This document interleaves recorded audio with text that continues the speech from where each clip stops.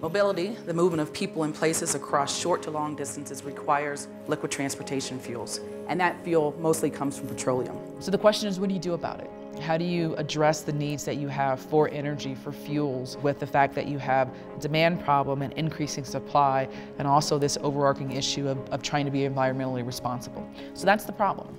Into this reality comes biomass, but why biomass? Well, first, it's abundant. A report in the US over the past decade estimated 40% of our liquid transportation could be supplanted by biomass-derived fuels. How do we address the need for fuels for mobility in the context of a need of biomass for food, as well as water to support that biomass, keeping in mind the fact that we already have hundreds of millions of vehicles on the planet that require liquid transportation fuels? And how do we do this in the short term, on a timescale of much less than the 50 years? One of the advantages, I think, anyway, of biofuels is an ability to move rapidly towards providing alternatives. We focus on microbes, which are very small living systems, and those are naturally able to take sugar and convert them into molecules we can use as biofuels. One of the first concepts we teach to chemical engineering students is the principle of conservation of mass and energy. Simply put, you can't use more than you have. The balance between using crops for food and using crops for fuel. So one approach to the food-fuel conflict is simply not to use food crops in order to produce biofuels. That won't be enough. We'll still have to cultivate new crops.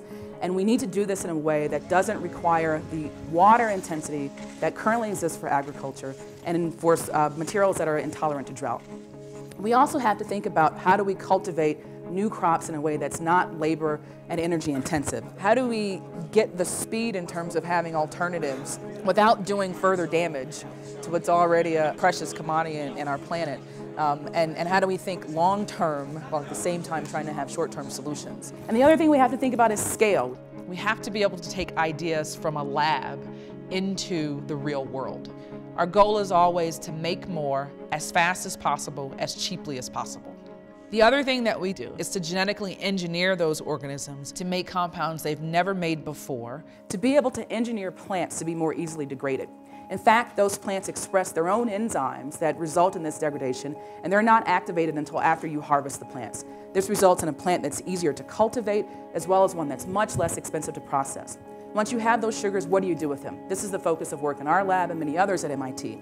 We're using advanced tools of metabolic engineering and synthetic biology to be able to create custom-designed microbes to convert these sugars into replacements for diesel and gasoline that are compatible with our existing infrastructure, so that, again, we address the problem of the cars that we already have.